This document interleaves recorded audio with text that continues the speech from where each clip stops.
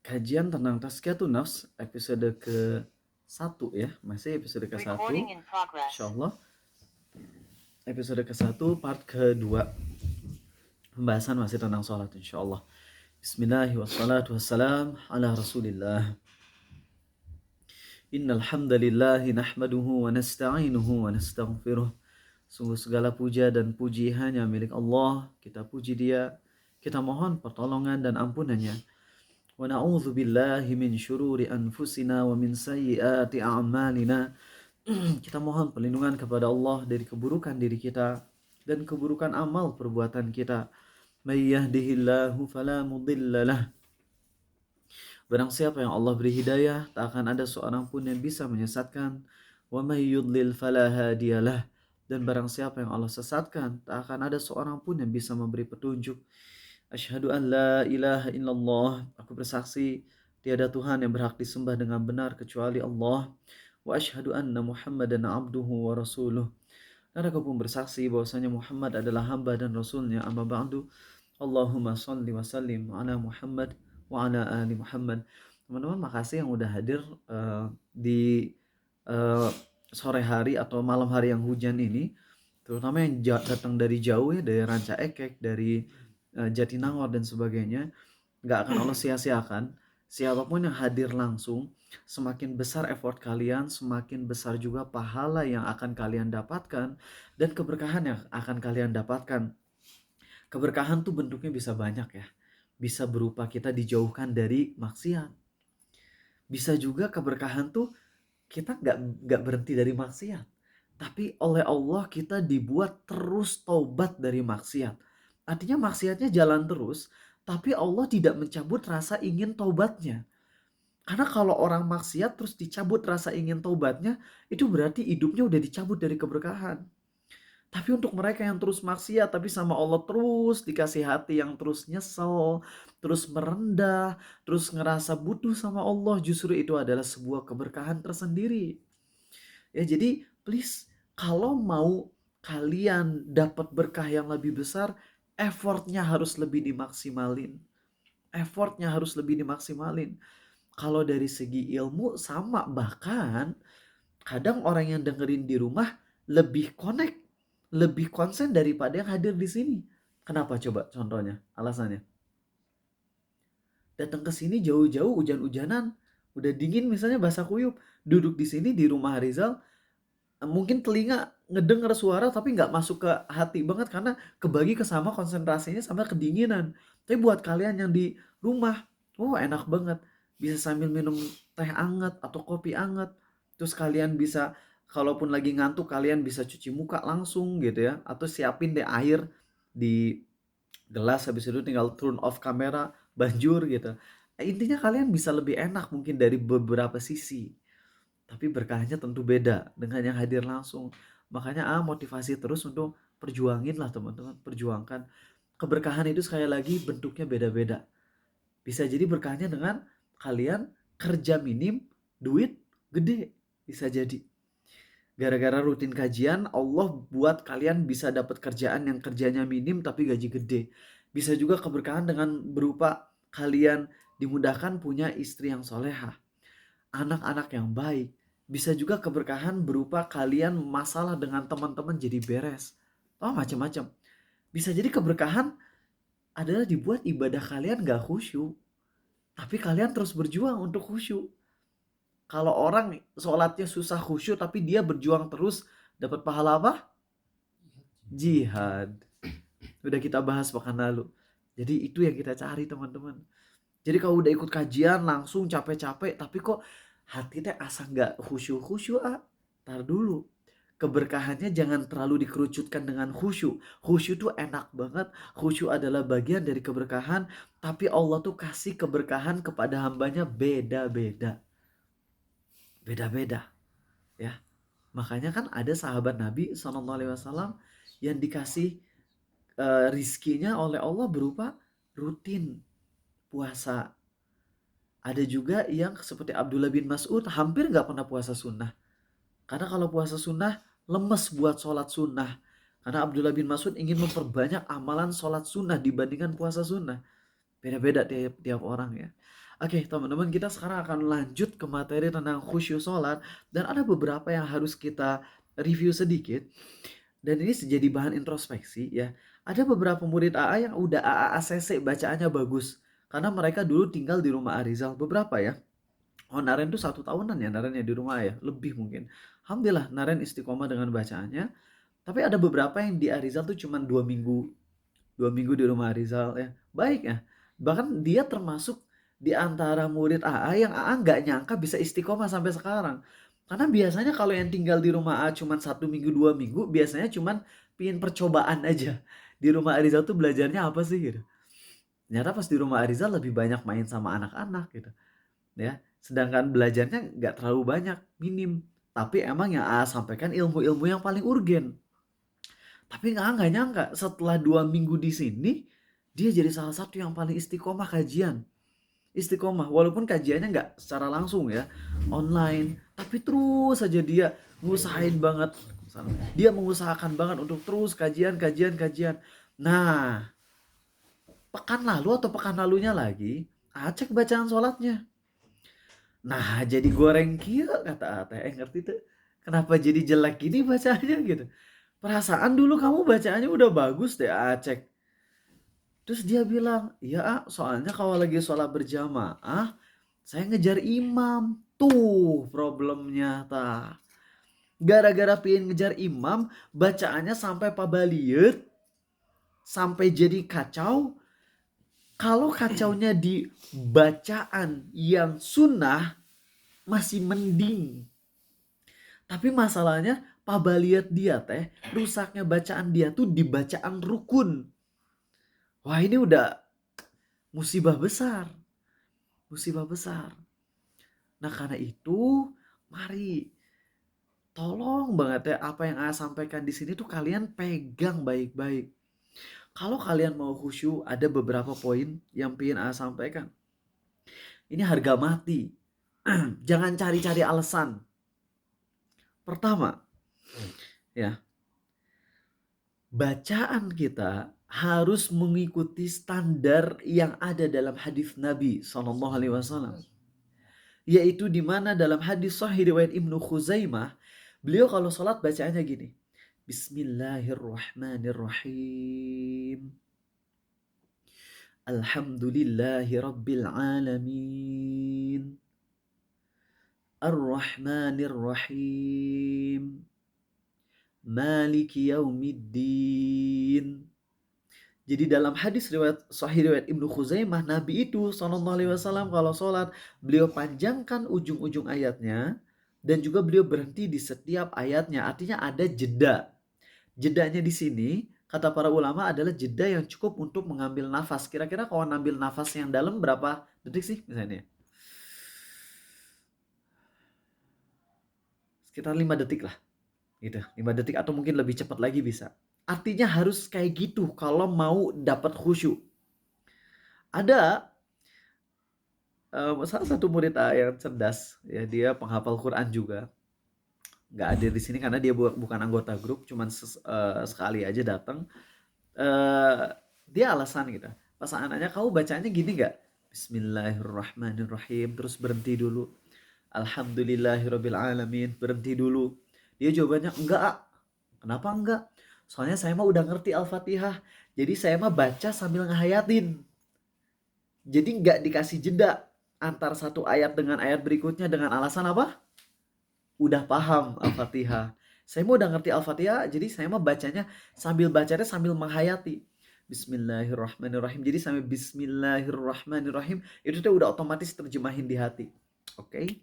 Mau ngecek apa arti dari iya karena abu dua iya karena nasta'in. Error langsung dia. Tuh kan. Gak percaya apa? Orang yang katanya saya mah bacanya bisa khusyuk kok yaitu baca sekaligus sama penghayatan. Sehingga walaupun diwasol, ngerti diwasol, bacaannya teh antara satu ayat dengan ayat berikutnya tuh tidak ada jeda. Jadi bacanya tuh gini. Bismillahirrahmanirrahim. Alhamdulillahirabbil alamin arrahmanirrahim maliki yaumiddin iyyaka na'budu wa iyyaka nasta'in ihdinas shiratal mustaqim. Jadi walaupun dengan cara diwasol, saya tetap bisa khusyuk, saya tetap bisa paham. Kalau paham, ngerti mungkin. Tapi khusyuk, ragu deh AA. Bener aja. Ketika AA tes secara acak ternyata dia butuh untuk ingat-ingat lagi apa ya ini terjemahannya. Regan, ihdinas siratal mustaqim artinya apa? Tunjukilah kami ke jalan yang lurus. Responnya langsung kan, nggak ada jeda. Soalnya emang alhamdulillah insya Allah Regan berusaha tiap sholat emang sesuai dengan yang AA ajarin. Yaitu cara sholatnya gini. Bismillahirrahmanirrahim. Berhenti dulu sejenak. Walaupun terkadang memang kalau kita hatinya lagi gak bisa fokus banget, maka jedanya usahakan sesingkat mungkin. Ini dijelasin sama Dr. Said Khalid Sa'di kalau nggak salah namanya. Ya, Oke. Terjemahan kitab apa namanya? Meraih puncak kehusyuan sholat. Beliau ngasih parameter gini. Kalau kita hatinya lagi adem, lagi tenang, lagi bisa menghayati ayat-ayat banget, usahakan bacanya itu perlahan banget.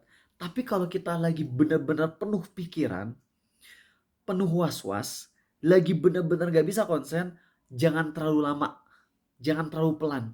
Karena kalau kita terlalu pelan, apalagi jedanya terlalu lama, di situ malah setan masuk.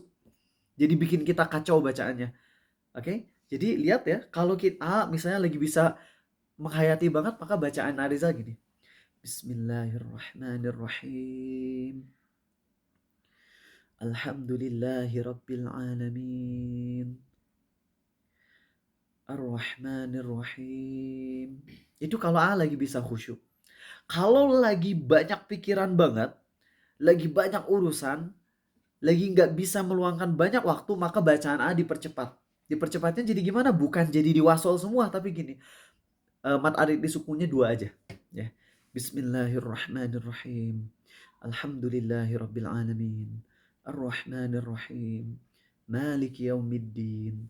Iyyaka na'budu wa iyyaka nasta'in. Ihdinas siratal mustaqim. Siratal ladzina an'amta 'alaihim ghairil maghdubi 'alaihim waladdallin. Bisa lihat bedanya? Alasannya kenapa? Karena kalau hati lagi penuh pikiran, terus kita malah diperlama, nanti malah masuk bisikan setan, malah bikin kita jadi ngeblank total. Itulah alasan kenapa Abdullah bin Amr bin Al-As sholatnya kadang ngebut banget. Karena lagi was-was. Tapi ya kalau ini tentunya nggak setiap waktu. Jangan sampai kenapa sholatnya kok ngebut terus. Soalnya setiap hari saya was-was. Kalau kayak gitu kapan bisa khusyunya? Jadi defaultnya, apa default tuh? Hukum asalnya yang harus kita usahakan adalah sholatnya tenang. Itu defaultnya. Tapi dalam beberapa momen di mana kita sering keganggu, lagi banyak problem, tapi lihat juga kalian beda-beda loh. Kadang lagi banyak problem malah bisa khusyuk kadang. Ya, lihat aja kalian yang lebih paham tentang isi hati kalian. Kalau kalian ngerasa lagi banyak problem tapi dengan dilamain tuh makin enak, lamain. Tenangin bacaannya. Kasih jeda antara ayat satu dengan ayat berikutnya. Tapi kalau kalian ngerasa ini benar-benar lagi kalut banget, pemikiran kita tuh lagi kacau banget, ya udah agak dicepetin, tapi dicepetinnya jangan cepet banget. Tetap kasih jeda. Bismillahirrahmanirrahim.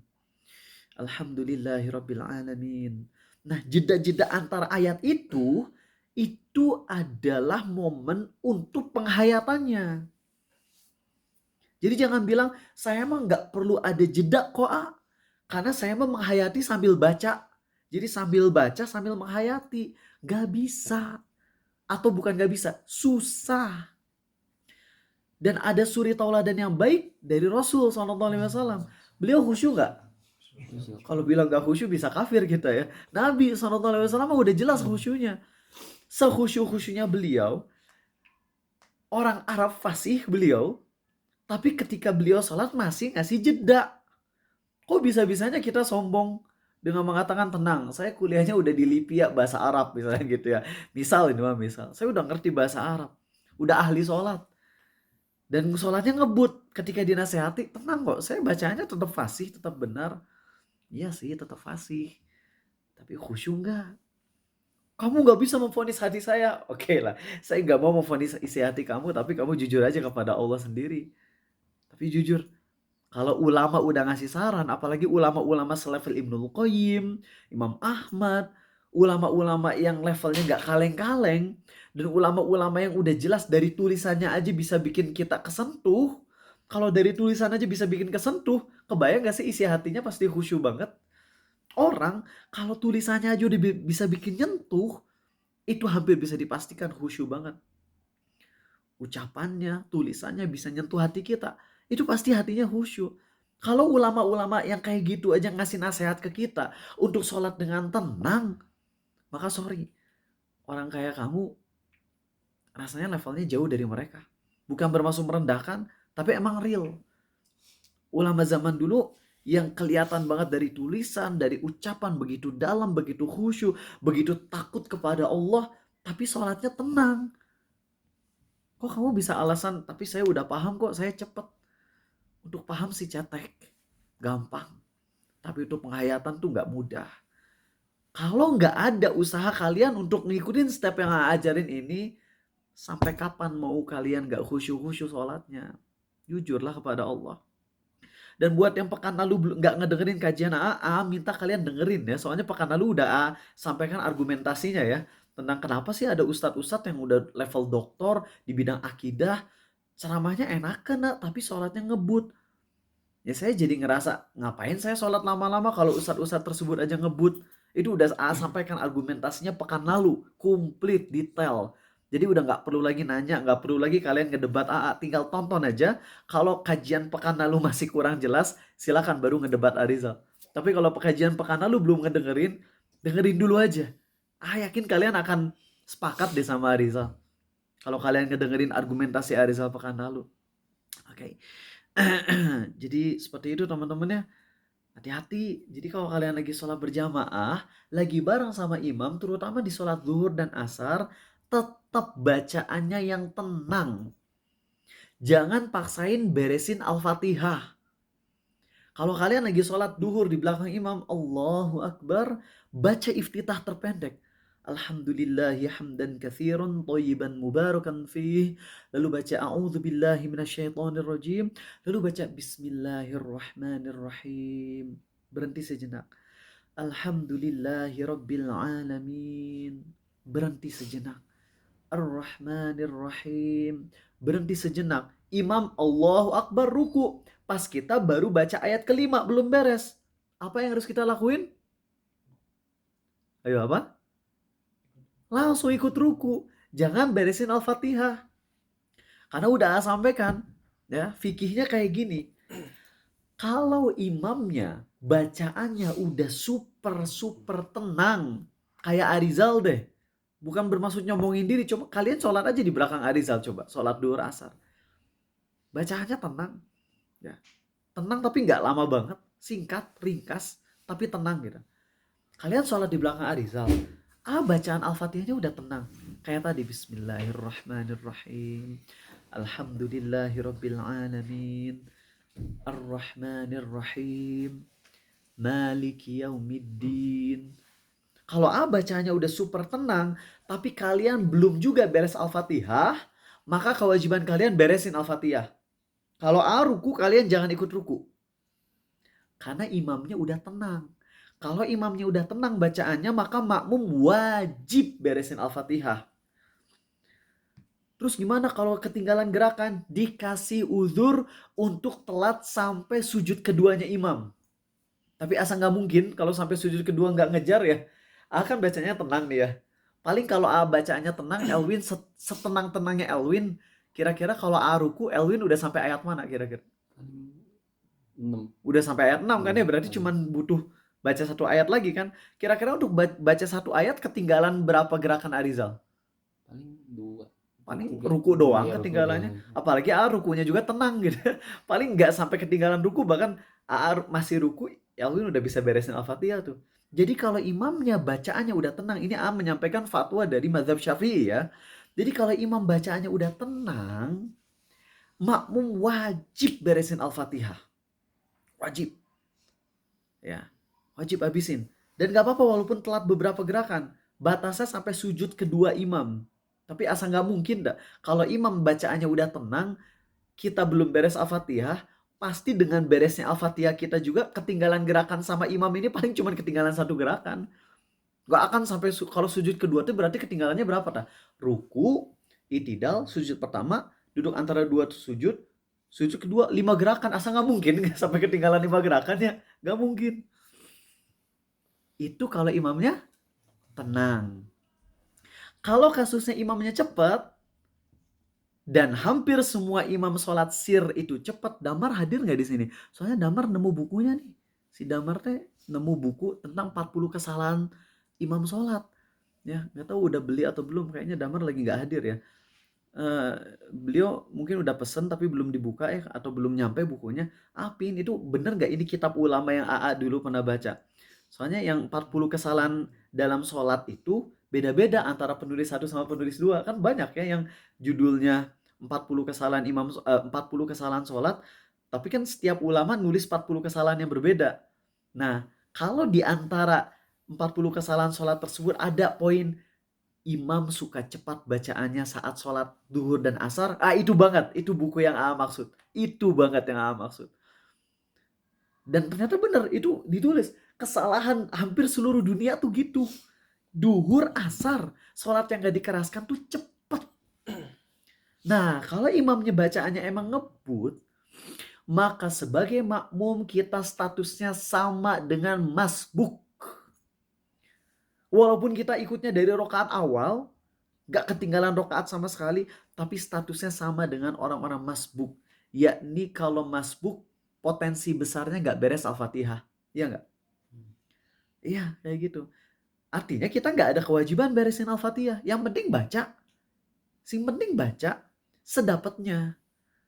Berarti kalau kita baru dapatnya 5 ayat, imam ruku, jangan diberesin. Langsung ruku aja. Soalnya, kalau imamnya bacaannya cepat, kita cuman punya waktu ketinggalannya 2 gerakan doang. Kalau kita ketinggalan lebih dari 2, batal sholat kita. Bisa ngebedain gak? Kalau imamnya tenang, boleh ketinggalannya berapa? 5 gerakan. Kalau imamnya cepat, boleh ketinggalannya? Asa aneh ya, gak masuk akal ya. Soalnya kalau secara logika, kalau imamnya lambat, boleh ketinggalannya 2 aja.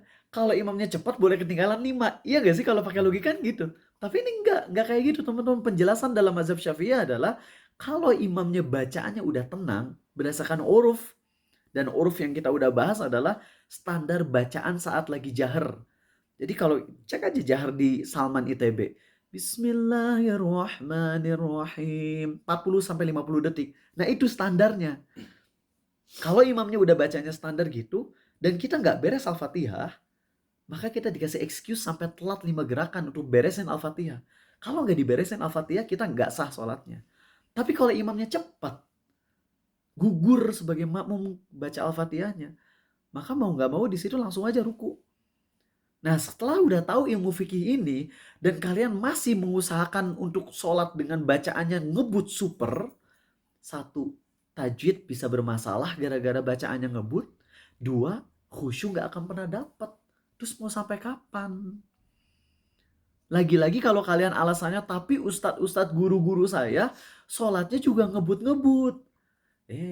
Tonton video pekan lalu. Agak aneh kalau kalian kalian sebutin ustadz-ustadz yang kalian maksud.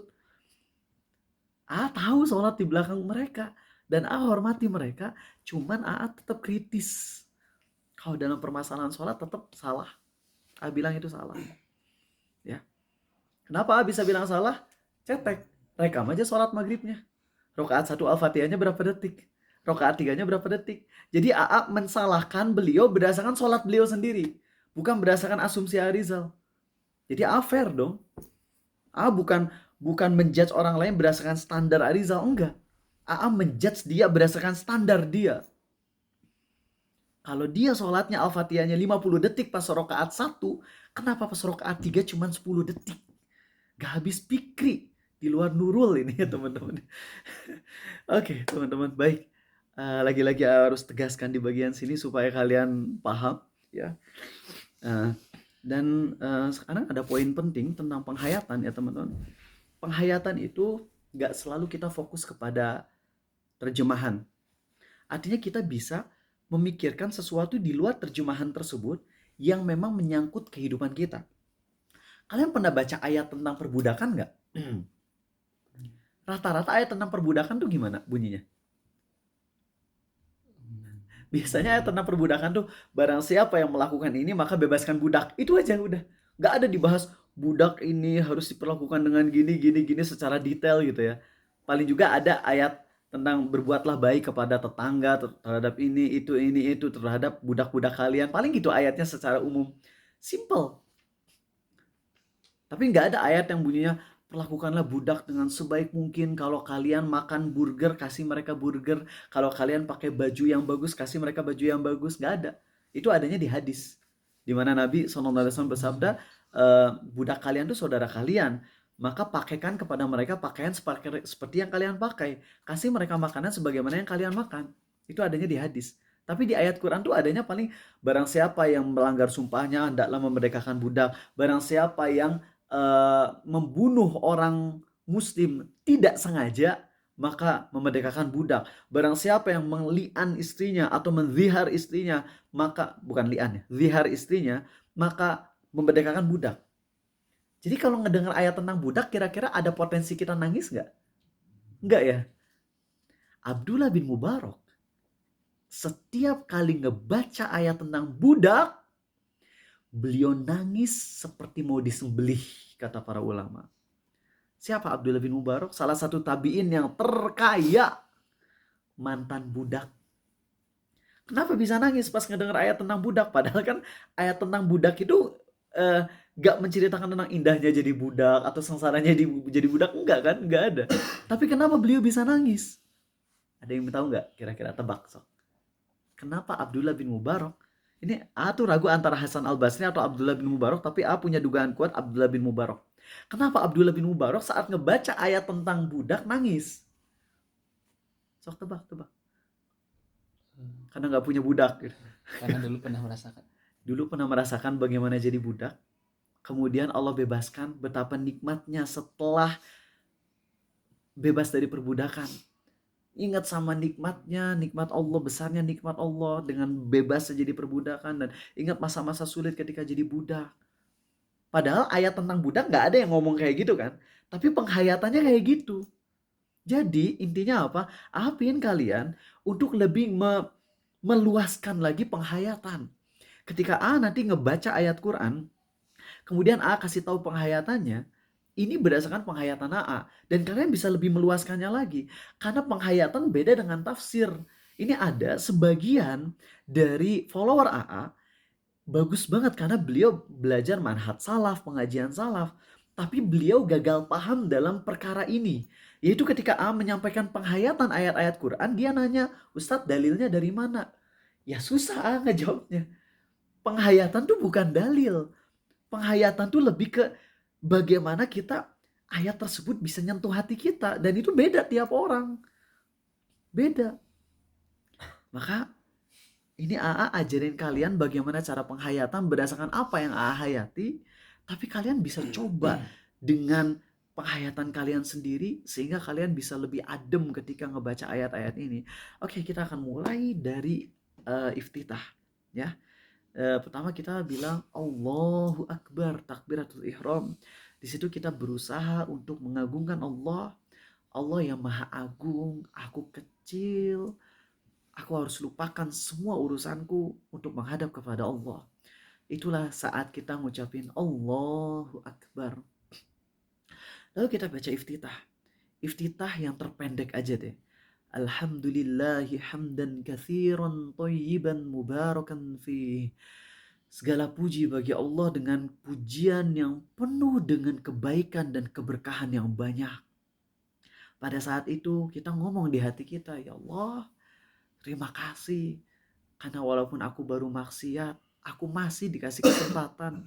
Aku masih dikasih kesempatan untuk bisa sholat, ya Allah. Segala puji bagimu. Lalu kemudian kita baca Bismillahirrahmanirrahim. Dengan menyebut nama Allah yang maha pengasih, lagi maha penyayang. Langsung kita ingat dengan kebaikan Allah, kasih sayang Allah ke kita walaupun kita punya banyak banget dosa. Lihat curahan nikmat ke Allah ke kita. Lihat hidayah Allah ke kita, padahal kita banyak banget maksiat. Kita coba ingat-ingat itu. Alhamdulillahi Rabbil Alamin. Ini mungkin beda-beda. Di rokaat pertama kita ingat dengan nikmat makanan yang baru kita makan. Di rokaat kedua kita ingat dengan nikmat masih punya orang tua yang nafkahi kita. Di rokaat ketiga kita ingat dengan nikmatnya Islam. Di rokaat keempat kita ingat dengan nikmatnya Allah masih kasih kita hidayah untuk taubat walaupun kita bermaksiat. Silakan ingat dengan berbagai macam nikmat Allah. Alhamdulillahi Rabbil Alamin. Lalu kita coba ingat sama nikmat-nikmat Allah tadi. Setelah kita ingat dengan nikmat-nikmat Allah tadi, coba tambah dengan penghayatan ini. Yaitu Allah ngerespon kita. Allah bilang, Hamidani abdi, hambaku telah memujiku. Itu teman-teman. Bagaimana mungkin kita nggak khusyuk kalau kita lagi baca Alhamdulillahirabbil alamin sambil ingat nikmat Allah, terus kita yakin Allah tuh lagi ngerespon kita. Hambaku sedang memujiku. Waduh, itu enak banget. Bayangin kalau misalnya kita lagi ngomong sama raja, terus raja itu ngasih apresiasi ke kita. Kamu lagi muji saya ya? Saya senang banget kamu lagi muji saya. Itu kita muji raja, lalu rajanya ngerespon. Makasih ya udah muji saya. Ya kita makin seneng dong. Karena pujian kita dianggap gitu. Kita yang kecil, kita muji kan pujian kita ke raja gak ada artinya, ya gak sih? Kalau raja muji kita berarti, tapi kalau kita muji raja apa nilainya bagi raja? Tapi ternyata pujian kita ke raja diapresiasi sama raja. Karena raja bilang, kamu udah muji saya ya?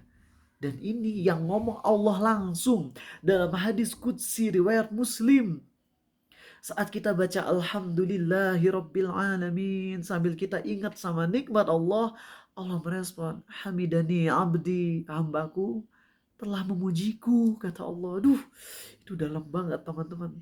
Lalu kita baca Ar-Rahmanir Rahim, yang maha pengasih lagi maha penyayang.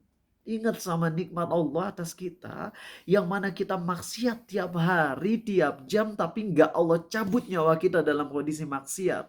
Itu adalah bentuk kasih sayang yang besar dari Allah. Dan kita ucapin itu.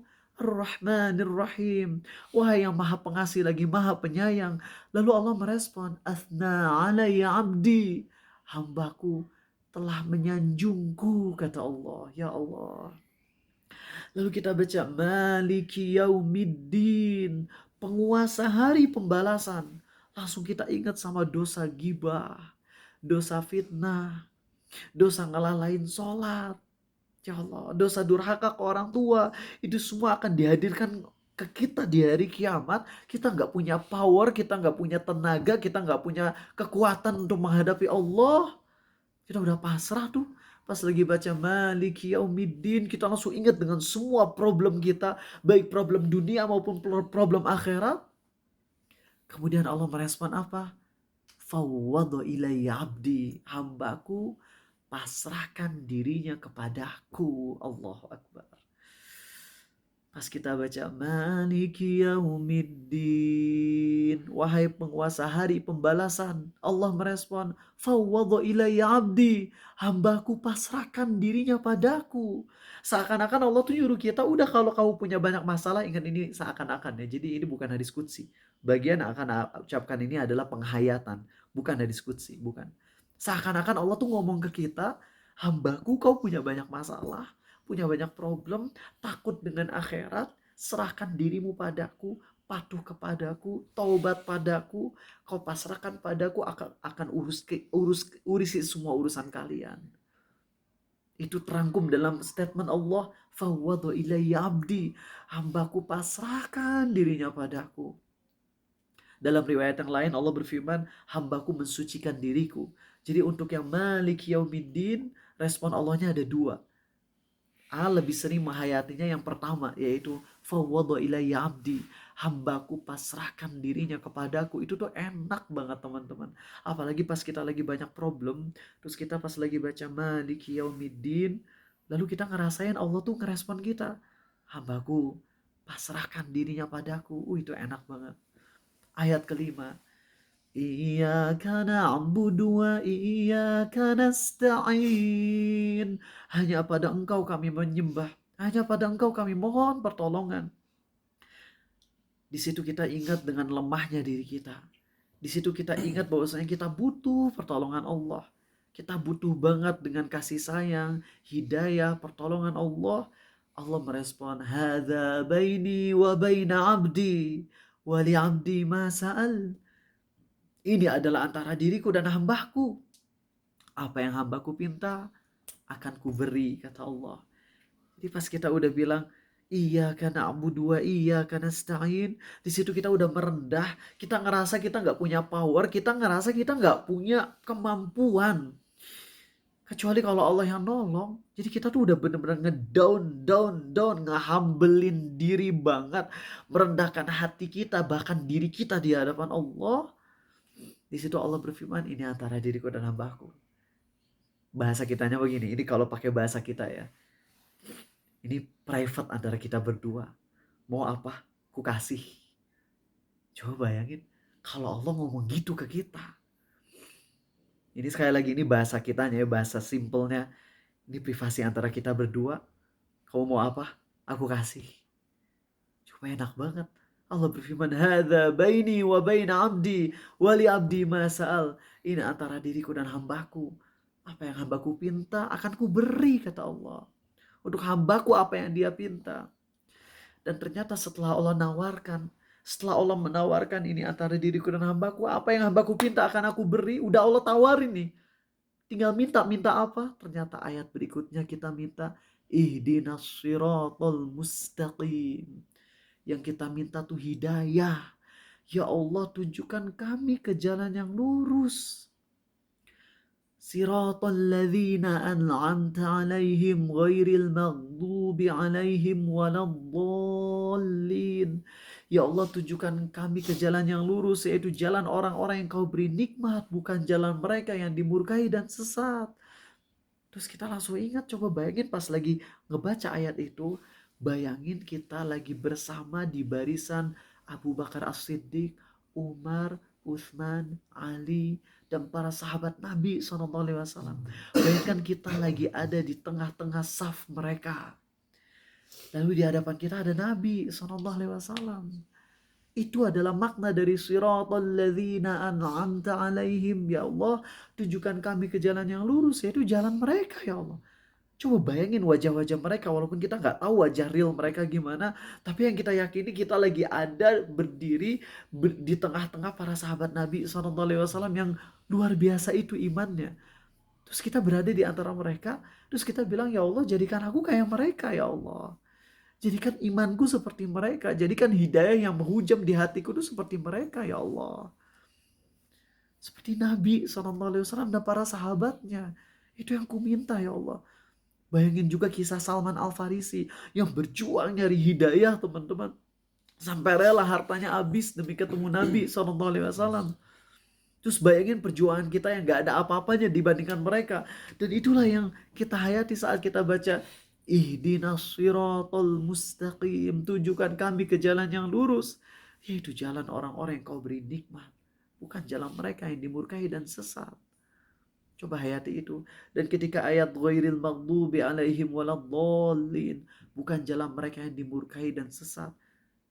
Siapa orang yang dimurkai? Yaitu mereka yang tahu kebenaran tapi nggak ngelakuin.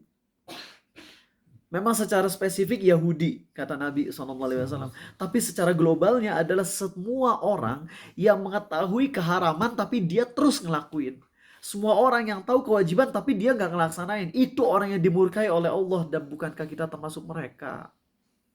Bukankah kita termasuk orang yang sering ngelakuin keharaman padahal kita tahu itu haram.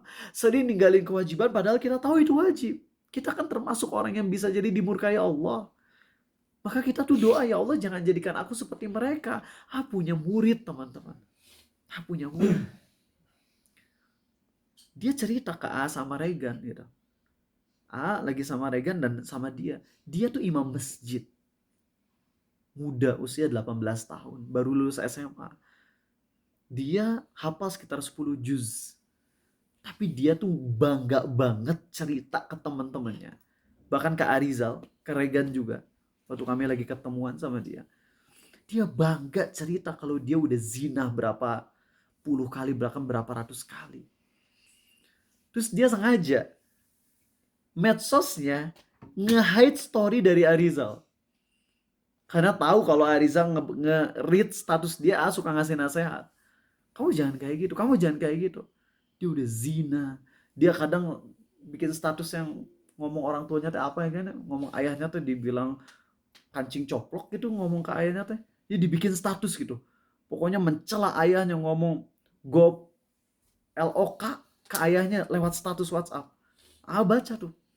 Karena sering nasehatin, dia nge-hide story-nya dari Harizal. Tapi dia lupa nge-hide dari Regan. Jadi masih ketahuan. Kan dia bikin status apa? Ini statusnya. Akhirnya bilang ke dia, mau ngapain nge-hide dari Harizal? Kamu bisa nge-hide dari Harizal, tapi kamu gak bisa nge-hide dari Allah. Dan perbuatanmu yang masih sengaja nge-expose maksiat, itu adalah perbuatan yang dimurkai oleh Allah. Apalagi yang di-expose itu dosa besar lagi. Zina. Bukan zina pacaran, zina real. Orang kayak gini, lihat teman-teman. Hafal ayat Quran, ngerti bacaan Qurannya, wow. Tapi kayak gitu perilakunya. Kalau di negeri Islam tuh udah, yang kayak gini tuh hukumannya udah berat banget teman-teman. Udah dipenjara, udah dicambuk 100 kali. Dosanya udah, bahkan dia udah sempat dia murtad gitu. Marah-marah ke Allah. Murtad dengan marah-marah ke Allah. Dan dia udah bilang, saya gak percaya sama Allah. Langsung marah ke dia. Perkara kamu zina itu perkara sepele kalau dibandingkan murtad. Zina tuh dosa besar. Tapi masalah kamu murtad itu yang harus kamu taubati. Dia mulai tobat, masuk Islam lagi, syahadat lagi. Sholat 5 waktu tapi zinahnya terus dilakuin. Tapi gini ya. Tolong bedakan antara orang yang kayak gini. Ya Allah, saya masih banyak dosa, saya masih zina, tapi saya mau terus ngejaga sholat. Nah, saya nggak mau ninggalin sholat. Kalau saya ninggalin sholat, saya takut makin jauh sama Allah. Dengan tipe yang kedua, tenang aja. Saya rutin zina, tapi saya masih sholat kok. Beda nggak antara yang pertama dengan kedua? Beda. Kalau yang pertama mah, dia nggak menjadikan perbuatan sholatnya sebagai privilege, sebagai kalem. Beda saya mah masih sholat, jadi nggak apa-apa dong untuk zina. Beda. Kalau yang kedua mah gitu, kalau yang pertama mah dia tuh ngerti zina dosa besar, bahkan dia pingin berhenti banget, dan dia pun ngejaga sholatnya bukan berarti dia dengan sholatnya dia ngerasa dosa zinanya dihapus, enggak, bahkan dia tuh malu, ya Allah aku tetap ngejaga sholat, tapi kapan aku bisa berhenti dari zina ini ya Allah, dia takut kepada Allah. Tapi kalau yang kedua tadi, kalem bahasa kitanya, tenang aja, gue zina, yang penting masih sholat. Ini mentalnya mental orang yang dimurkai oleh Allah, dan kita masuk yang mana? Kalau kita termasuk golongan yang kayak tadi, yang tipe kedua tadi, celaka kita. Itulah pas kita lagi minta, ya Allah tunjukkan aku ke jalan yang lurus, yaitu jalan orang yang kau beri nikmat, bukan mereka yang dimurkai dan sesat ya Allah. Amin. Bukan nge-hide, percuma nge-hide. Dari Allah gak bisa nge-hide, dan mata-mata Arizal juga udah banyak. Mau ngeblok dari satu akun, masih banyak akun lain yang nge-follow kamu. Percuma. Mau apa? Yang paling penting itu nge-hide dari Allah. Dan itu gak mungkin. Satu-satunya cara nge-hide dosa dari Allah adalah dengan cara minta ampunan Allah. Taubat. Sungguh-sungguh. Coba kalau kita sholat kayak tadi teman-teman. Gak ada ceritanya sholat sunnah 2 rakaat 2 menit. Mustahil. Udah sampaikan ya pekan lalu. Standar sholat kalau pakai bacaan yang tenang, Al-Fatihah doang, nggak pakai surat pendek, itu tuh 2 rakaat tuh dapatnya tuh 3 atau 4 menit deh paling cepet itu. Gak mungkin 2 menit tuh mustahil. Kecuali kalau kalian dapat karomah wali gitu kalian. Kalau wali Allah bisa aja, tapi kalau wali Allah itu gini teman-teman. Wali Allah tuh dia emang kerasa lama banget, dan orang yang di sekitarnya juga ngerasa lama banget. Tapi ternyata waktu yang lewat baru sebentar. Contoh dulu ada ulama yang bisa hatam Quran 30 juz antara maghrib sampai isya. Mungkin gak secara logika? Mustahil. Tapi bener abis. Itu gimana ceritanya? Jadi dia baca dan dia bacanya tenang. 30 juz. Orang di sebelahnya juga ngedengerin dengan tenang 30 juz. Tapi ternyata waktu yang baru ke-take itu cuman antara maghrib sama isya. Itu karomah namanya. Karomah, dan itu jarang terjadi. Karomah itu di luar logika. Di luar logika. Dan itu jangan kemudian dijadikan patokan umum. Wis, antara maghrib sampai isya 30 juz, berarti satu juznya 1 menit. Nah, saya mau coba praktekin. Baca Quran 1 juz 1 menit. Gimana 1 juz 1 menit? Kagak mungkin, gak bisa. Jangan. Karomah, ya udah itu untuk kemuliaan para ulama yang melakukannya, bukan untuk kita tiru-tiru. Beda level kita. Kalau kita ngelakuin itu, kita nantinya masuknya ke penistaan terhadap syariat. Contoh deh, kalian berani nggak minum racun? Kalau minum racun berarti kalian apa? Bunuh diri, masuk neraka. Tapi Khalid bin Awalid minum racun, sahabat Nabi SAW minum racun, beda level. Level wali Allah. Orang kafir bilang, sok minum racun. Kalau kamu tetap kuat, saya percaya sama kamu. Islam tuh benar. Diminum racun yang paling ganas, gak kenapa-napa itu Khalid bin Awalid. Apakah dapat dosa bunuh diri? Enggak. Baru aja di Instagram video viral, ada seorang wanita kafir bilang, mana buktinya hadis Nabi itu SAW benar? Kurma ajwa 7 bisa menghindarkan dari racun dan sihir. Mana buktinya? Ada seorang ustadz atau mungkin penuntut ilmu kayak kita, berjenggot, pakai kopiah, langsung di depan audiens minum racun. Di depan audiens. Ingin membuktikan kebenaran sabda Nabi SAW. 7 kurma di pagi hari mencegah racun dan juga sihir. Beda level. Jangan coba-coba kalian. Kalian coba-coba bunuh diri masuknya. Tapi lihat teman-teman. Sekali lagi back to penghayatan. Waladhdallin. Siapa orang yang dolin? Orang yang sesat. Yaitu mereka yang gak tahu kebenaran. Coba hayatin, ya Allah. Aku gak mau jadi orang yang melakukan kekafiran karena gak paham. Karena bisa jadi kita ngelakuin kekafiran karena gak tahu, tapi di mata Allah kita tetap dihitung kafir. Karena kita malas belajar. Kebayang gak sih? Terus kita mati dalam kondisi kafir. Selamanya di neraka. Serem. Coba baca Al-Fatihah kayak tadi teman-teman. Bismillahirrahmanirrahim. Ingat sama nikmat Allah. Alhamdulillahirrabbilalamin. Ingat sama nikmat Allah. Plus Allah ngerespon kita, hambaku memujiku. Ar-Rahmanir-Rahim. Hambaku menyanjungku. Maliki yaumiddin. Hambaku pasrahkan dirinya padaku. Ini semua hadisnya sahih teman-teman. Dan jeda antara Al-Fatihah itu bisa kita pakai untuk menghayati ini. Itulah kenapa tadi nggak percaya kalau ada orang yang ngakunya bisa bahasa Arab udah fasih, terus dia bilang, saya mah nggak perlu ada jeda antara ayat satu sama ayat berikutnya. Karena saya mah dengan baca Al-Fatihah pakai bahasa Arab udah nempel terjemahannya di hati. Iya nempel, tapi dihayati nggak? Kalau selevel Nabi Muhammad SAW aja masih ngasih jeda antara satu ayat dengan ayat berikutnya, itu artinya ada rahasia. Dan yang disampaikan oleh Dr. Said lupa namanya, Khalid Sa'di, adalah antara jeda ayat itu hikmahnya bisa kita gunakan untuk penghayatan plus respon Allah juga. Apalagi respon Allahnya bukan dibuat-buat sama kita. Respon Allah ini berdasarkan hadis Sahih Qudsi Sahih Muslim. Pas baca iya karena ambu dua iya karena nasta'in, kita ngerasa lemah dan Allah nawarin kita mau apa, kata Allah. Kita minta hidayah, ihdinas siratal mustaqim. Terus kita minta agar gak jadi orang yang dimurkai, yaitu mereka yang ketika tahu kebenaran gak diikuti, tahu maksiat lanjut maksiat, tahu kewajiban kagak dilakuin, atau jadi orang yang sesat, yaitu kita ngelakuin dosa karena gak tahu dan gak mau nyari tahu. Kita gak mau jadi orang-orang kayak gitu. Terus bilang amin. Itu teman-teman, kalau kita benar-benar menghayati banget Al-Fatihah, percaya deh, dosa-dosa yang selama ini kita lakuin akan Allah tolong untuk kita taubati. Dosa-dosa yang kita belum tahu kalau itu tuh dosa akan Allah bimbing untuk tahu. Pasti Allah tidak menyia-nyiakan permohonan hambanya. Itu janji dari Allah. Itu untuk Al-Fatihah. Lalu kita next ke surat Inna a'tainakal kautsar yuk. Inna a'tainakal kautsar.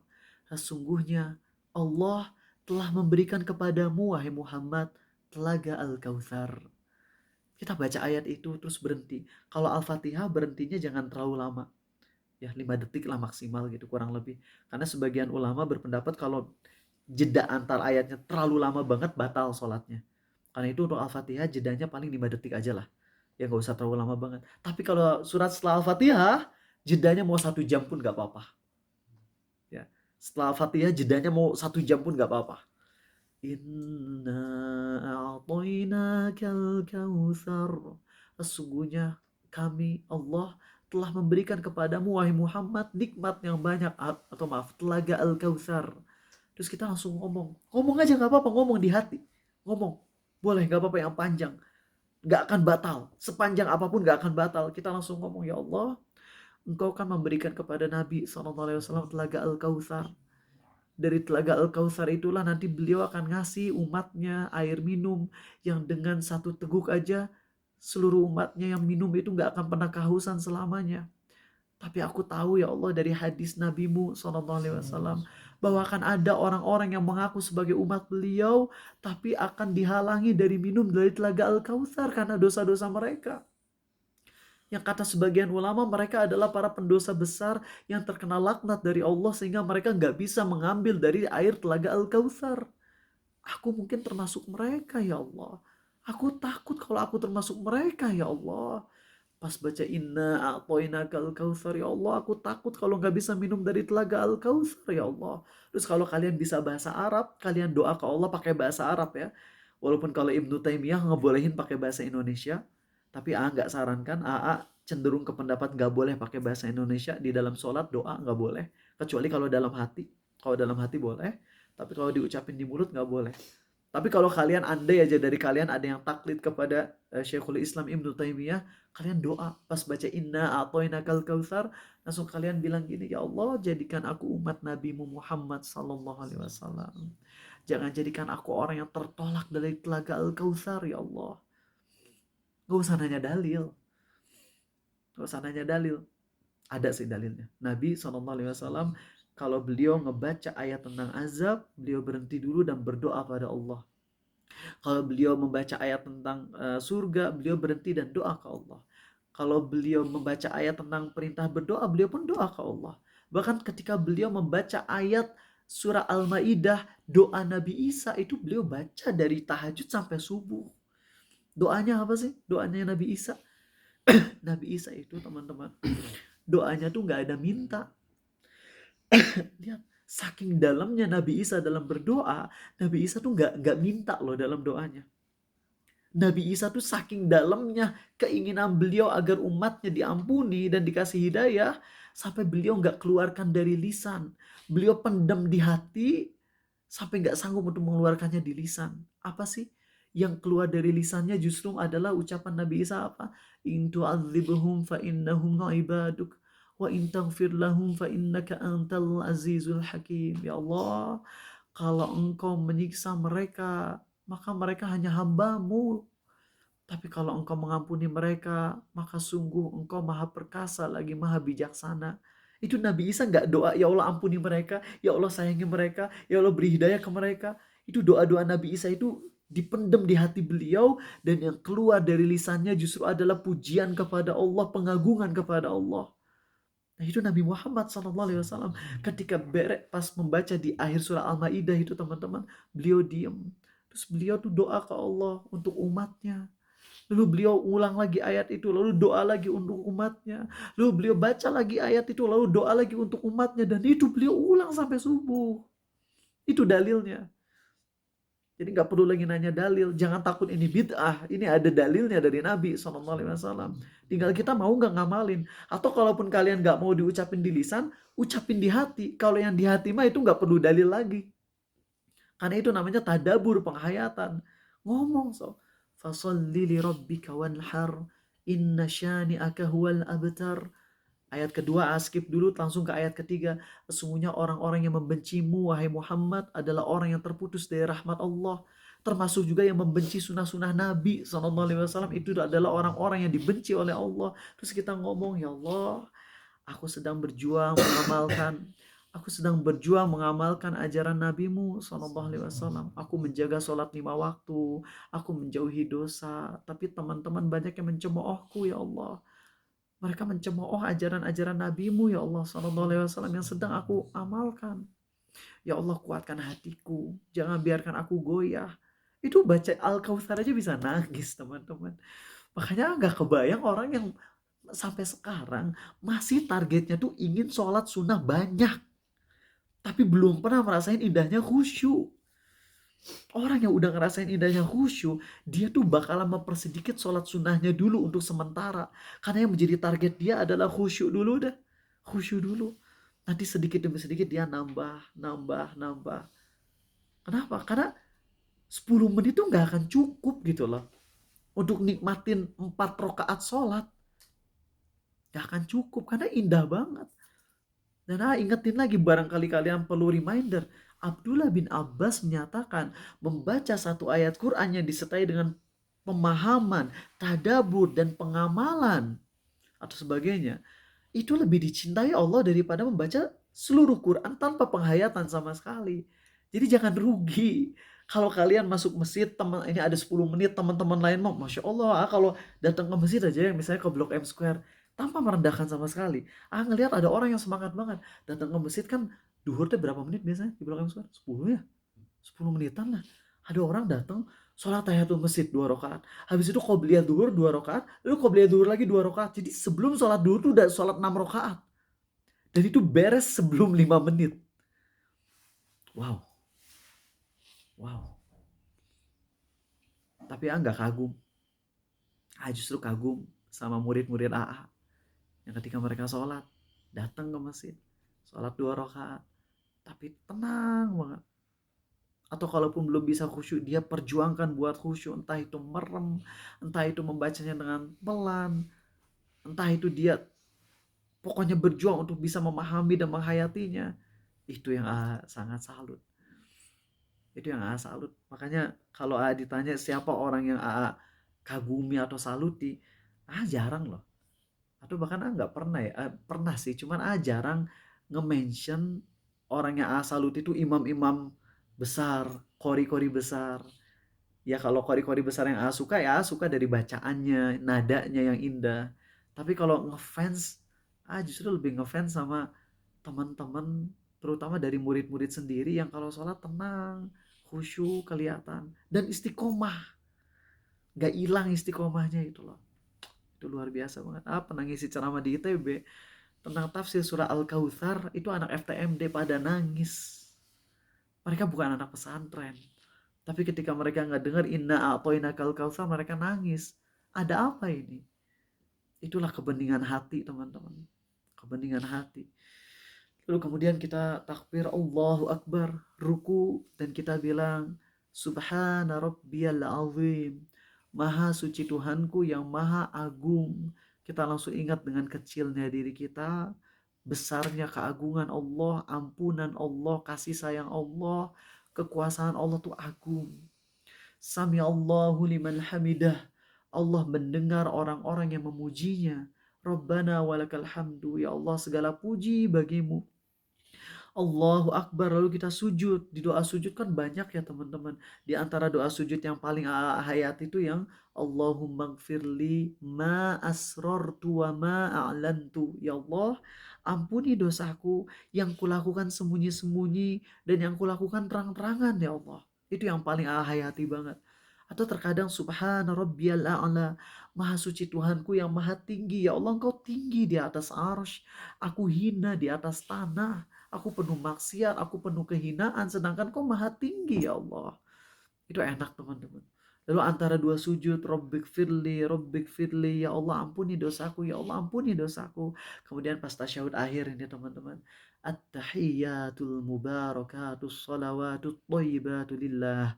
Kalau mau diringkas gini aja, ya Allah, semua kebaikan ibadah apapun yang kulakukan itu hanya untukmu ya Allah. Ini kalau mau versi ringkas ya. Nggak terjemahin per kata, tapi biar lebih dalam, tapi versi ringkas.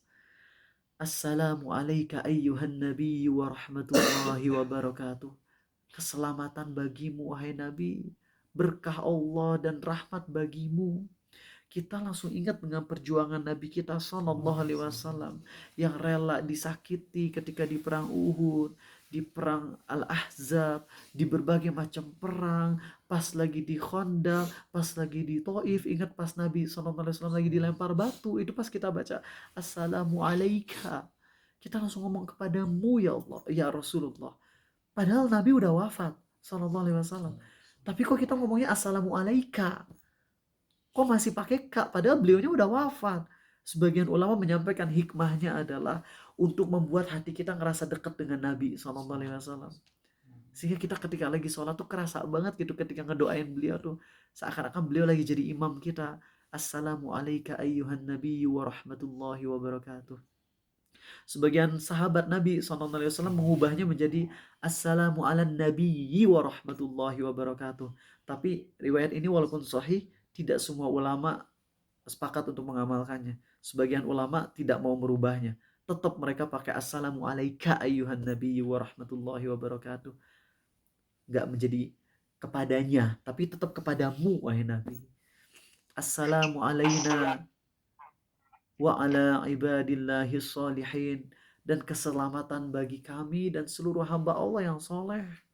Kita minta agar semua hamba-hamba Allah yang beriman tetap diselamatkan oleh Allah dari bencana dunia akhirat. Langsung kita ingat dengan saudara-saudara kita di Rohingya, di Palestina, di Suriah, di tempat-tempat yang mereka lagi disakiti. Kita doakan keselamatan bagi mereka. Itu tasyahud tuh kita udah ngedoain keselamatan loh. Tapi kitanya kurang penghayatan.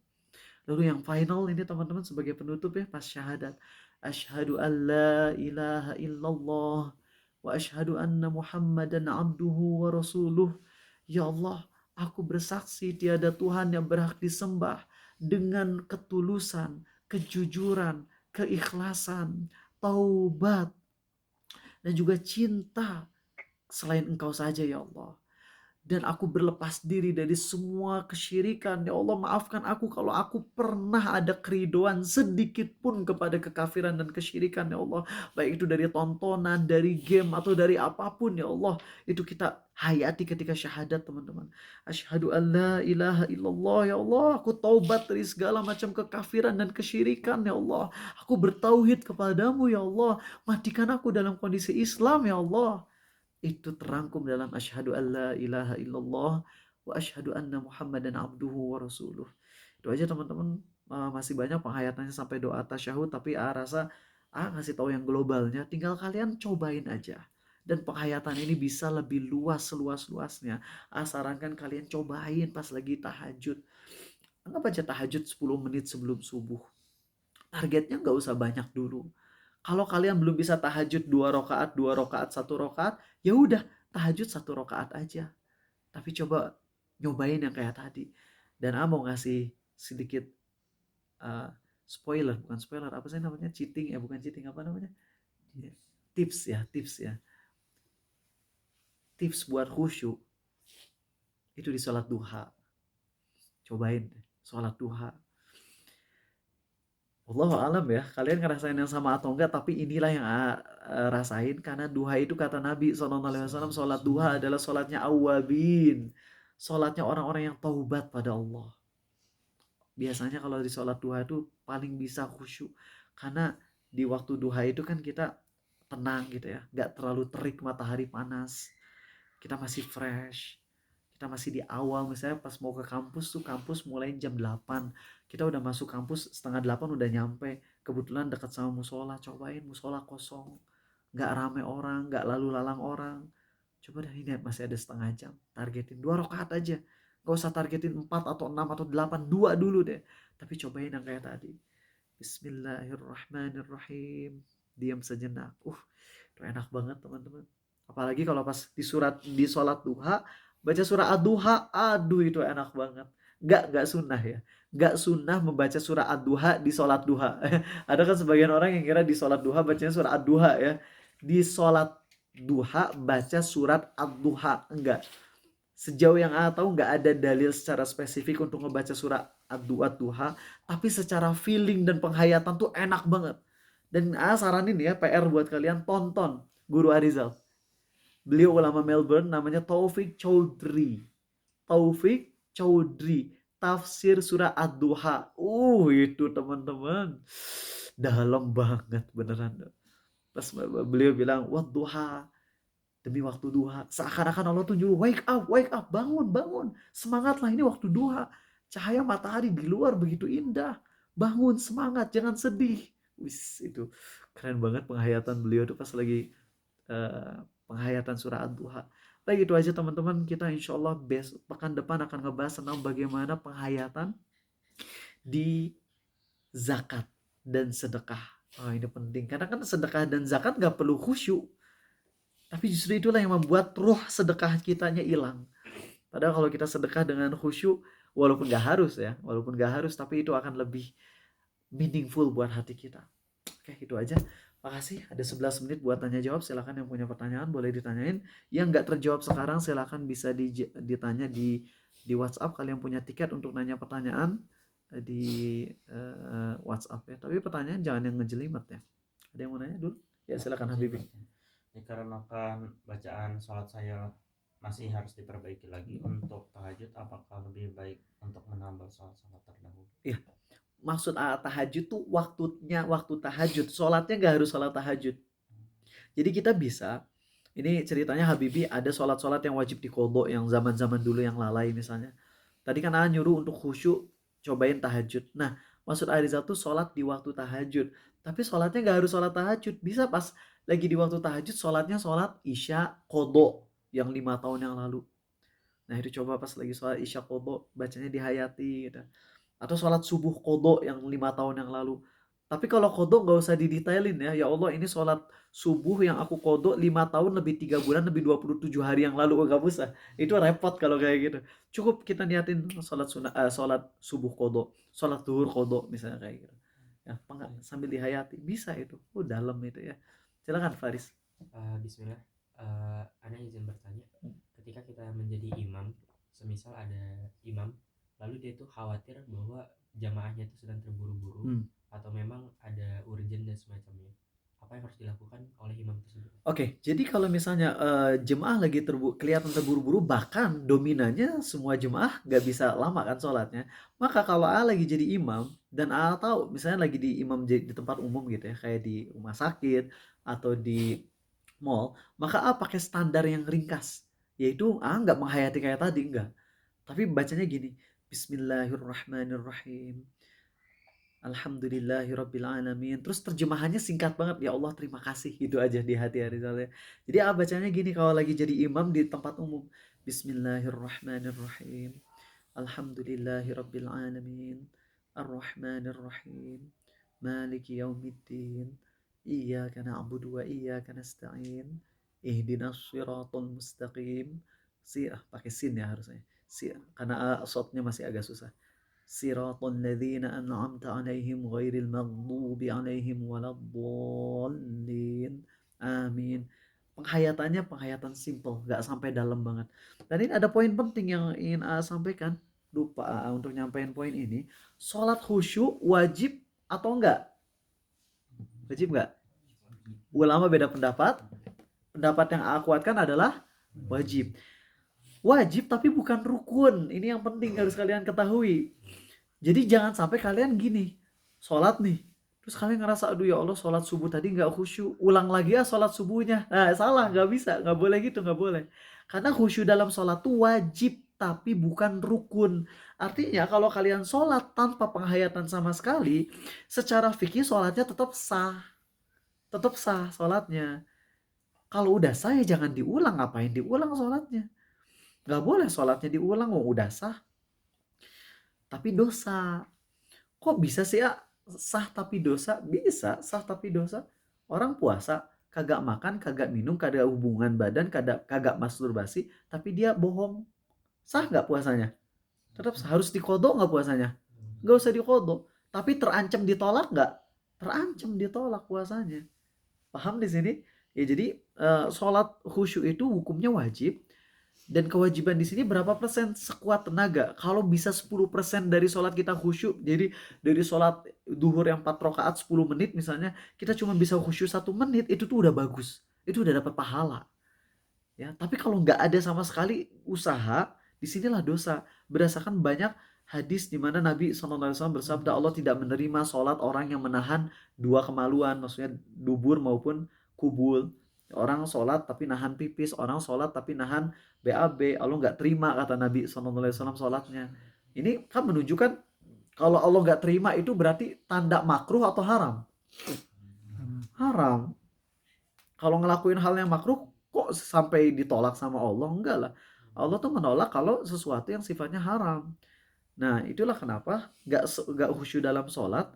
Ya berdasarkan tadi ya Allah nggak nerima sholat orang yang nahan kencing, nahan BAB, lapar, sampai jadi nggak bisa konsen sama sekali. Nah berarti kan ada ancaman nggak khusyuk. Nggak khusyuk diancam nggak diterima oleh Allah. Artinya nggak khusyuk adalah dosa. Tapi bukan jadi batal sholatnya. Sholat tetap sah secara fikihnya. Oke, seperti itu. Ya udah kita bahas ya tentang 5 derajat tentang khusyuknya sholat. Oke. Nah ini dia bagus pertanyaannya. Boleh nggak kalau misalnya ada alarm HP dan kita jadi nggak khusyuk, boleh nggak batalkan terus ulang lagi sholatnya? Oke, jadi ada yang boleh dibatalkan sholatnya itu pertama untuk satu, kalau untuk hal yang sifatnya urgen itu wajib dibatalin. Seperti misalnya lagi sholat, kemudian anak kita megang pisau.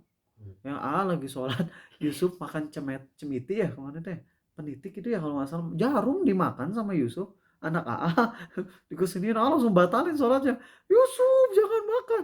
Langsung ditarik sama wajib dibatalin sholatnya. Kalau yang membahayakan kayak gitu. Kedua, kalau dengan ngebatalin sholat kita jadi bisa lebih sempurna. Kita lagi bener-bener ada hal yang mengganggu. Misalnya kita lagi sholat terus kita lapar banget nih. Kalau misalnya dibatalin kita bisa makan dulu sehingga sholat bisa lebih sempurna. Maka itu hukumnya jadi sunnah ngebatalin. Batalkan hukumnya sunnah. Alarm mengganggu nggak? Mengganggu. Ya batalin bisa itu. Karena kalau dilanjutin terus bahkan bukan lagi sunnah bisa jadi wajib ya. Kalau kita lagi di masjid kemudian kita sholat HP nyala. Kalau emang HP-nya itu posisinya ada di saku, jangan dibatalin sholatnya. Tinggal keluarin handphone, matiin alarmnya. Nggak batal. Tapi kalau handphonenya di tasnya di lantai, batalin nggak sholat kita? Tergantung. Kalau posisi kita lagi berdiri, dengan kita nunduk ke tempat tas, batal sholat kita otomatis. Tapi kalau posisi kita lagi duduk, jangan dibatalin. Tinggal ambil aja handphone yang ada di tasnya. Kan kebetulan kita lagi posisi duduk. Berarti masih reachable itu si handphonenya. Paham di sini? Ya, tapi kalau misalnya kita lagi berdiri, jangan sampai nunggu pas sujud aja deh. Jadi pas sujud alarmnya udah beres, imamnya udah keganggu panjang gitu. Dosa kita jadinya. Paham di situ? Kayak ada yang mau nanya lagi? Belum? Belum. Oke. Rizal, saya kos di mana tetangga kos buka toko dan piara anjing. Saya was-was teman kos ada yang beli dan injak tapak bekas anjing karena musim hujan. Tapi saya nggak lihat langsung. Nggak, itu nggak najis ya. Nggak, jadi nggak najis kalau kayak gitu. Kalau kayak gitu. Karena nggak yakin. Itu pertama, nggak yakin. Kedua, pendapat yang lebih tepat dari anjing itu yang najis bukan seluruh tubuhnya, tapi hanya air liurnya aja. Itu pendapat yang lebih sahih ya. Tapi bukan berarti kalian jadi menyengaja untuk megang-megang bulu anjing, jangan ya. Jadi anjing itu bulunya suci kecuali yang bagian yang baru dijilat. Jadi kalau anjing ngejilat tubuhnya nih, nah bagian yang masih ada air liurnya itu najis besar. Tapi kalau bagian yang tidak terlihat air liurnya, maka dengan memegang anjing tersebut tidak najis. Itu pendapat yang lebih tepat. Tapi air liurnya najis berat bahkan ya. Kalau sholat masih menggunakan name tag yang ada foto dirinya, apakah tetap sah? Dari sholat tetap sah. Tapi sebaiknya itu ditutup ya. Untuk kayak gitu. Saya punya sinus. Sinus itu apa? Kosinus, theta, ini atau matematika. Saya punya sinus jadi sering mampet sehingga saat sholat sering napas pakai mulut. Jika antara ayat Al-Fatihah saya tarik nafas dan seperti suara H, apakah jadi menambah huruf? Enggak kayak itu. Ya karena itu suatu kebutuhan. Pas zikir pagi petang ada zikir dilakukan 1 kali, 3 kali, 4 kali. Apakah itu pembatasannya atau boleh dibaca lagi untuk penghayatan? Oke. Jadi sebenarnya kalau emang udah ada jumlahnya segitu ya bacanya segitu. Karena ketika Nabi SAW ngajarinya 3 misalnya, maka itu tuh ibarat obat. Kalau obat dosisnya 3, makan 7 overdosis. Ya. Jadi kalau emang udah 3 aja. Lalu penghayatannya gimana? Nah penghayatan mah cukup kita ulang-ulang di hati. Gitu ya. Gak usah di mulut. Yang di mulut mah misalnya kalau yang zikirnya sunnahnya 3 ya udah 3 aja. adapun penghayatannya di hati. Tapi kalau mau ditambah jadi bid'ah enggak jadi bid'ah. Kalau mau ditambah lebih dari 3 boleh-boleh aja. Enggak ada masalah. Kalau jadi pelayan restoran di bulan Ramadan ketika melayani tamu makan di siang Ramadan, solusi agar enggak dosa gimana? Enggak ada solusinya. Kecuali emang enggak ngelakuin itu. Emang ini atau ini adalah perkara yang emang butuh kerjasama dari semua pihak. Ya, butuh kerjasama dari semua pihak. Tapi ketika kita belum sanggup, maka jangan kerja pada saat bulan Ramadan kecuali di waktu menjelang buka puasa itu ba'da asar. Ini penting teman-teman, masih ada muslim-muslim yang bilang kayak gini, puasa itu justru menahan diri dari makan dan minum. Artinya jangan melarang orang-orang kafir untuk makan. Kita Islam adalah rahmatan lil alamin, katanya kayak gitu. Dia ngira puasa tuh tentang dirinya. Dia ngerasa Ramadan tuh tentang dirinya. Ramadan bukan tentang dia, bukan tentang muslim. Ramadan tuh tentang syiar Allah yang harus dijaga. Aturan dari Allah adalah di bulan Ramadan kita harus menjaga syiar-syiar Ramadan. Dan syiar Ramadan tuh gak boleh makan minum di depan umum. Baik dari muslim maupun dari non-muslim. Itu syiar Ramadan. Tapi kan kita bukan tinggal di negara muslim ya. Emang karena kita bukan tinggal di negara muslim, setidaknya jangan kasih angin kepada non-muslim. Dengan cara tenang, kita toleransi kok ke orang non-muslim. Saya tetap kok jualan untuk non-muslim. Gak bisa gitu. Kita hanya boleh jualan kepada orang yang memang boleh gak puasa. Yaitu siapa? Anak kecil, wanita haid, dan orang waras. Musafir, orang waras. Orang lagi musafir. Orang kafir emang wajib puasa. Hey, orang-orang kafir tetap terkena beban syariat. Tapi kalau mereka melaksanakannya gak akan Allah terima. Tapi kalau mereka gak ngelaksanain, mereka tetap dapat dosa. Dalilnya adalah surat 74. Ingat baik-baik nih. Surat 74, surah Al-Muddathir. Allah berfirman, ketika penghuni surga nanya ke penghuni neraka Sakor, ma salakakum fi Sakor? Apa yang menyebabkan kalian masuk neraka Sakor? Mereka ngejawab, qalu lam naku minal musallin. Kami enggak sholat dulu. Walam naku nut'imul miskin. Kami dulu enggak suka ngasih makan orang miskin. Wa kunna nakhudu ma'al khaidin. Kami dulu suka duduk-duduk gibah, suka ngomongin yang enggak jelas, ngomongin yang maksiat. Wa kunna nukadzibu biyaumiddin. Kami mendustakan hari kiamat. Lah, dari 4 poin ini, mendustakan hari kiamat kafir enggak? Kafir kan ya? Tapi kenapa mereka disiksa juga gara-gara mereka enggak sholat? Padahal kalau orang kafir kan cukup satu dosa yang dimention, yaitu apa? Gak percaya hari kiamat, kafir, udah. Tapi ternyata orang-orang kafir di neraka Sakor ini, mereka akan disiksa juga gara-gara gak sholat, mereka akan disiksa juga gara-gara gibah, mereka akan disiksa juga gara-gara gak ngasih makan orang miskin. Ini dalil yang sahih, jelas banget bahwa orang kafir juga terkena beban syariat. Tapi kalau mereka ngelakuin pun mereka gak akan dapat pahala. Jadi kalau ada wanita non-muslim, mereka nggak pakai kerudung, dapat dosa nggak nutup aurat. Tapi kalau nutup aurat, nggak dapat pahala nutup aurat. Rugi nggak? Rugi. Makanya masuk Islam. Oh, diskriminasi banget ya? Enggak, ini kan kita lagi ngomong dari sudut pandang kita. Kita tahu, lihat di Bali teman-teman. Syiar ketika Waisak yang namanya apa? Nyepi ya. Ketika nyepi, orang Islam aja nggak boleh tarawih di masjid. Harus di rumah semuanya. Nggak boleh ngapa-ngapain. Kenapa orang-orang bisa lebih open-minded sama itu? Tapi giliran orang Islam ketika menyampaikan syiar Islam yang harus dijaga, kok tiba-tiba jadi yang sok toleran? Enggak teman-teman. Aku ngomong di depan kalian biar kalian gak terkecoh sama orang-orang awam. Yang bilang puasa itu tentang menahan diri dan nafsu. Jadi jangan melarang orang-orang lain untuk gak puasa. Biarkan mereka yang mokel, biarkan mereka yang mau kayak gitu. Kita jawab, puasa itu bukan tentang diri kamu. Bukan tentang menahan nafsu kamu, tapi tentang syiar Allah. Dan Allah memerintahkan lewat Nabi-Nya SAW dan para ulama dan para pemimpin kaum muslimin dari dulu telah menerapkan ketegasan di bulan Ramadan. Yaitu tidak boleh ada makan minum di depan umum, apalagi jualan. Di waktu-waktu yang tidak seharusnya jualan. Waktu jualan tuh pas ba'da asar menjelang maghrib. Ya, yang mana orang-orang potensi besarnya emang membeli untuk buka puasa. Gitu. Ya seperti itu teman-teman. Dan itu kita harus berusaha. Ini kalaupun kita pasti minoritas banget. Bahkan anak-anak yang pengajian masih banyak gak yang ngira boleh jualan untuk non muslim? Masih banyak. Contoh aja, bakso yang ada di dekat sini yang dulu pernah komen di Instagram karena rasanya nggak sesuai dengan iklan. Itu pemiliknya Salafi, jenggotan, ya, karyawannya juga sebagian itu. Tapi ketika bulan Ramadan siang buka, heran. Mungkin karena belum paham, teman-teman. Nah, tugas kita nggak edukasi. Jadi kita tuh benar-benar minoritas banget yang paham. Dari lingkungan yang pengajian aja masih banyak yang nolak. Apalagi dari orang-orang awam, apalagi dari orang-orang sekuler. Tapi tugas kita adalah literasi aja. Terus aja sebarin. Walaupun kita kebagian yang dibabak belurin. Tapi kita berharap kita jadi contoh buat orang-orang di masa-masa setelah ini. Lihat yang kemarin ngekritisi Jumbo. Teh Fadel, siapa sih namanya? Afifah ya kalau nggak salah. Di Instagram, ibu rumah tangga. Lihat bagaimana begitu kejinya orang-orang mencela beliau. Bahkan ada salah satu ustadz muda yang jijik banget sama perbuatan dia. Dia malah mengolok-olok orang yang mendakwahkan tauhid.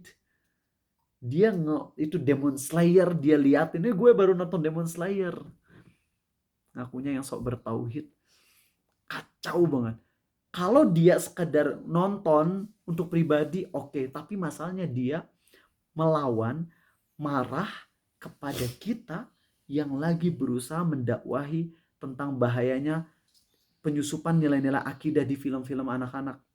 Lucunya, standar ganda mereka. Kalian tahu nggak film Toy Story yang jagoannya tuh pakai helm apa? Siapa namanya sih? Buzzer ya? Buzz Lightyear. Oh, Buzz Lightyear. Buzz Lightyear itu nggak jadi tampil di Indonesia gara-gara ada adegan LGBT. Iya nggak? Kenapa? Kan cuman fiktif. Kalau mau pakai logika mereka ya. Lo kenapa sih Ustadz kok ngelarang orang ini? Jangan kira pengen nonton ya. Jangan kira pro sama film ini. Enggak, maksudnya gini logikanya ya. Ente kenapa sih influencer? Kok pada mengkritisi banget film yang light buzzer itulah? Kenapa? Karena gara-gara ada adegan LGBT-nya. Kalau Apin bilang kan cuman fiktif. Bahkan kalau ada adegan pornonya pun fiktif.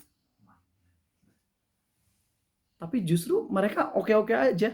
Ketika fiktifnya masalah akidah, mereka oke-oke aja. Tapi ketika fiktifnya masalah LGBT atau adegan yang kayak gitu, malah mereka sangat menentang banget. Ini artinya apa? Masih banyak yang skala prioritasnya salah. Giliran pacaran, porno, dan sebagainya itu dijadikan yang paling tinggi. Tapi giliran akidah dijadikan tenang. Ini kepercayaan masing-masing. Gak apa-apa kok ditonton. Akhirnya kecemburuan kita terhadap tauhid semakin hilang. Dan tahu gak sih pas Afifah itu ngeposting tentang kritikan dia terhadap film Jumbo, dan sangat setuju, walaupun agak gak setuju juga kenapa beliau memuji filmnya juga ya, tapi baguslah ketika dia mengkritisi bagian tauhidnya, itu keren. Tahu gak yang gak respon dia siapa? Influencer lagi dengan follower yang jumlahnya 20 kali lipat Afifah. Afifah tuh 10.000 followernya. Ini ada ibu-ibu pakai kerudung panjang, followernya 200.000. Dan dia mengkritisi Afifah. Yang mengkritisi tauhid, yang mengkritisi kesyirikan. Paham nggak? Afifah udah bagus mengkritisi kesyirikan dan khurafat di film Jumbo. Kemudian si akhwat berkerudung panjang ini malah mengkritisi Afifahnya. Kacau nggak sih? Penting nggak belajar tauhid? Penting. Buat kalian yang masih suka nonton film-film yang ada selipan-selipan akidah gitu, please jangan diekspos. Malu sama Allah, takut. Yang dulu sempat nge-storyin baru nonton film yang di Indonesia ada film kedua terbanyak ditontonnya apa kan? Setelah KKN di Multi Universe. Agak lain dah. Yang sempat kalian ngeposting gue baru nonton Agak Lain, Taubat. Betapa ada beberapa adegan-adegan candaan yang sifatnya itu kekufuran. Taubat. Tapi saya pas nonton gak ngeh, justru itulah. Udah ngaji tauhid sama Arizal kok masih gak ngeh gitu loh. Aja itu ketika murid nonton, dia langsung ngeh gitu. Bagian sini ini bahaya ya? Iya. Kok bisa ada gitu buat kalian yang udah ngaji sama Arizal. bertahun-tahun tentang tauhid masih bisa nge-skip bagian situ, nonton bareng keluarga. Aduh kacaunya teman-teman. Kacau. Nonton aja karena darurat itu. Karena darurat dan langsung bikin postingannya dan alhamdulillah cukup viral. Oke, maaf jadi kelamaan, ini udah 10:30. Besok kajiannya jam 5:50. Ya, jadi awal banget karena mau ke Jakarta besok pagi-pagi banget sama keluarga. Ya, jadi jam 5:50 kajian fikih, beres jam 5:30 ya. Oke, sampai ketemu lagi. Subhanakallahumma wa bihamdik asyhadu an la ilaha illa anta astaghfiruka wa atubu ilaik. Assalamualaikum warahmatullahi wabarakatuh.